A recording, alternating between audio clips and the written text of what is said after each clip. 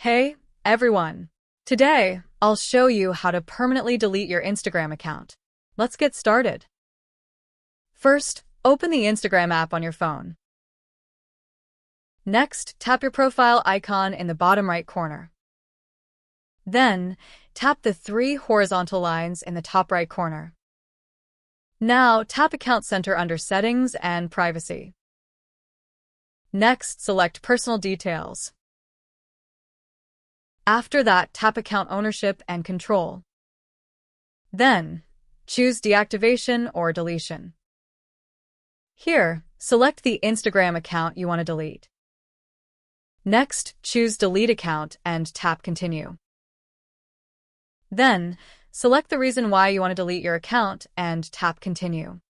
Then, tap Continue again. After that, enter your Instagram password to confirm. Finally, click on Delete Account to complete the process. Keep in mind that your account will be permanently deleted after 30 days.